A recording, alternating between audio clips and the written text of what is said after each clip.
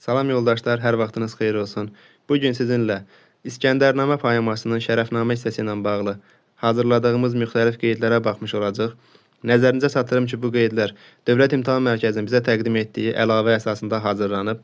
Yəni, bu bilirsiniz ki, başı bəlalı mövzudur. Bu mövzu ilə bağlı istər sınaq imtahanlarında, istərsə də müxtəlif testlərdə fərqli suallarla rastlaşırıq. Təbii ki, bunlar sizi motivasiyadan salmasın. Bizə lazım olan imtahanda rastlaşacağımız mövzularda, suallardır ki, bunları da Dövlət İmtahan Mərkəzinin təqdim etdiyi çərçivədən, proqramdan tərtib edirlər. Ona görə biz də bu proqrama uyğun hazırlaşmalıyıq.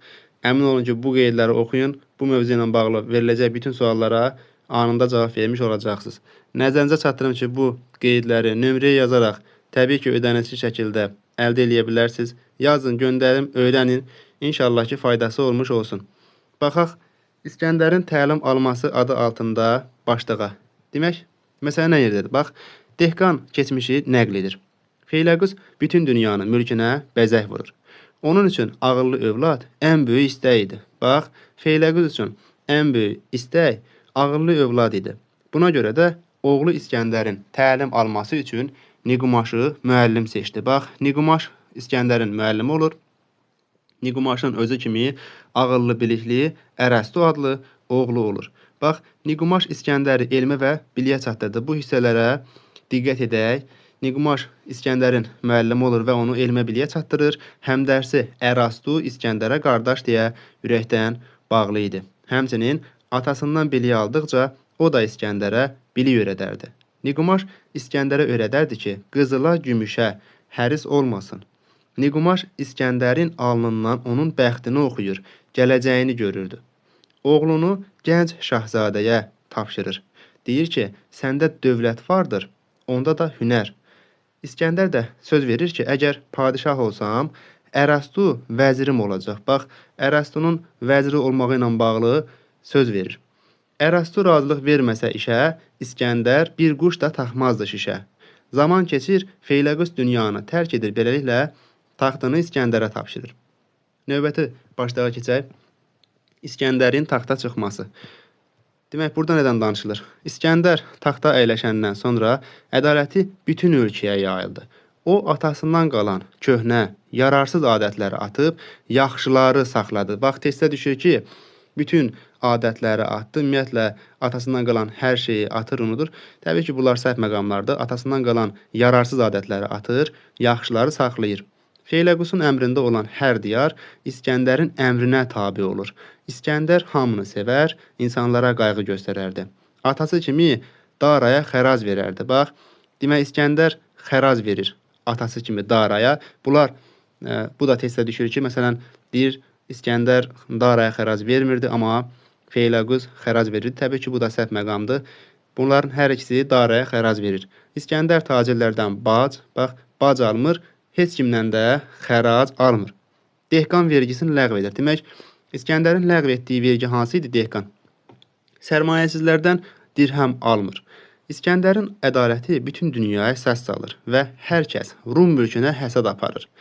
Bu məqamda Ərəstu bir cahangir olaraq İskəndərə hər işdə tədbir görürdü. Zənci qoşununun gəlməsindən İskəndərin xəbərdar olması hissəsi. Burada bir gün İskəndər taxtına əyləşir. Eyvanda məclis qurur. Şən olduğu zaman uzaq ellərdən aman səsi gəlir. Məclisdə padişaha deyirlər ki, bir yığın məzlum amana gəlib. Rum sultanından kömək istəyirlər. İskəndər amana gələnləri dinləyir. Aman diləyənlər də hadisəni danışır ki, dünya Misrə dar oldu.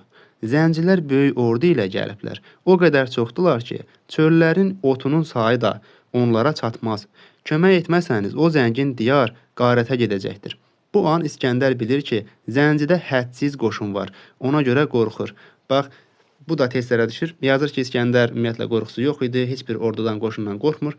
Demək, bu zəncilərdən qorxurdu. İskəndər vəzirini, yəni Ərəstunu dəvət edir.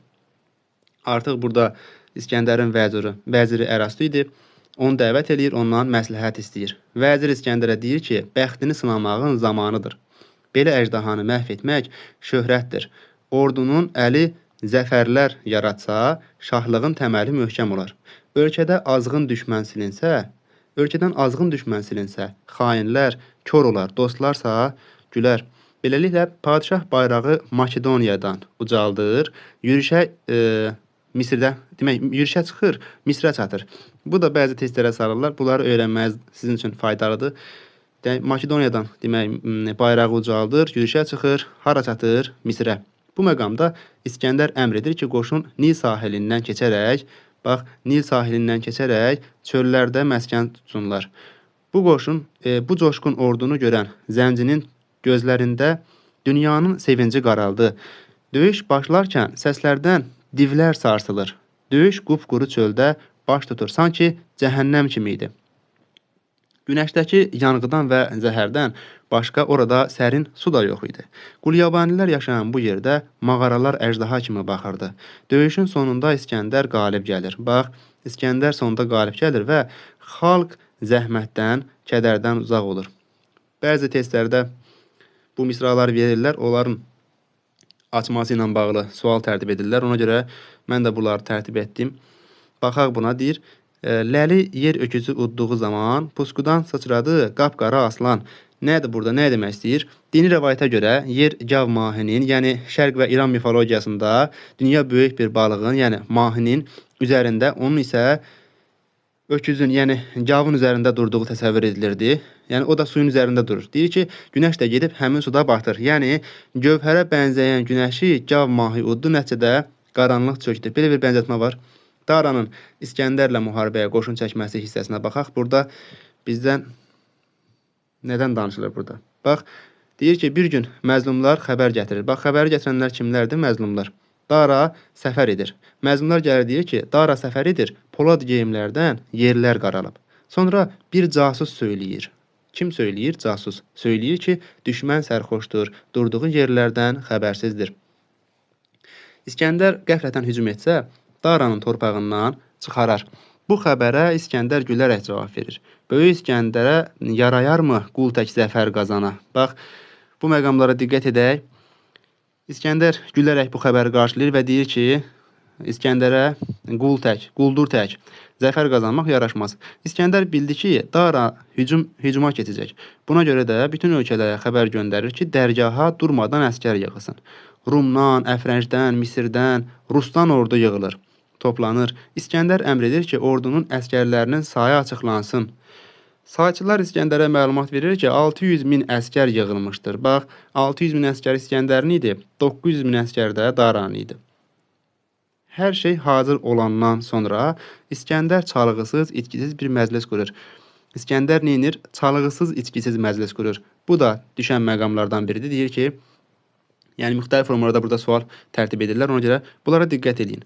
Aqillər dərgaha yığışaraq padişaha qulaq asırlar. İskəndər Daranın açdığı döyüşlərdən söz açır. Həmçinin deyir ki, o adlı tacıdar, yəni Dara bizimlə döyüşə qərar vermişdir. Döyüş yaxud sülh üçün fikriniz nədir? Demək, bunlardan fikrini soruşur. Deyir ki, mən döyüşüm yoxsa sülh bağlayayım. Çıxmazsa qılıncımız qınından bizə kimsə kişi deməz, amma Daradan taxtac alsam, mənə hamı zalım deyəcək. Yamanlıq etmərəm mən Kəyanlara. Kəyan deyəndə burada Dara xalqı nəzərdə tutulur. İskəndər düşünür ki, Kəyan nəslindən olanları qılıncdan keçirsə, ona zalım deyəcəklər. Bu istiqamətdə İskəndər tədbir istəyir ki, nə etsin? Başçılar bu məqamda şahı tərif edir, onun dediklərinin doğru olduğunu təsdiq edirlər. İskəndərə deyirlər ki, sözün fərmandır, əmrindən dönmərik. Həmçinin əlavə qeyd edirlər ki, ancaq çalış ki, döyüşə birinci sən başlama. Demək, bunlar İskəndərə nə deyir? Deyir ki, birinci sən döyüşə başlama. Kəyan taxtına hörmət göstər. Öncə qan tökməyə meyl etmə. Şah hamının fikrini öyrənir, bilir ki, sərkərdələr, başçılar ona kömək edəcəklər. Ona görə də İskəndər ilk hücum etməmək şərti ilə meydana ordu yeridir. Baxaq digər hissəyə. Daranın İskəndərlə müharibəsi. Burada ordu toqquşma yerinə yetişir.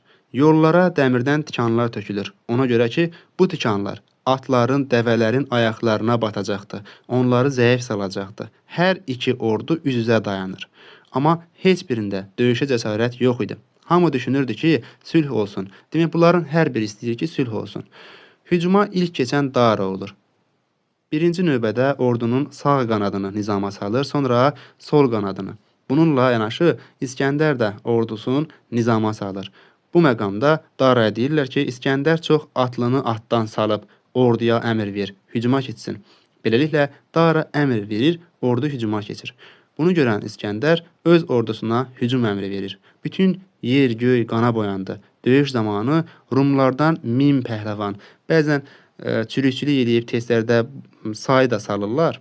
Ona görə öyrənmənizdə fayda var. Yadınızda saxlayın ki, Rumlardan da 1000 nəfər həlak olur döyüşdə. Daranın 2 nəfər sərdarı, sərdar deyəndə nəyə necə tuturlar? Bir vilayəti idarə edən və dövlət başçısı adından sərəncam vermək hüququna malik olan hakim. 2 nəfər sərdarı var idi. Demək, sərdar nə idi? Vilayəti idarə edən hakim. Üzdə dost olsalar da ürəkdə kinli idilər. Daranın kinindən yorulmuşdular. Ortada ürək inciliyi var idi.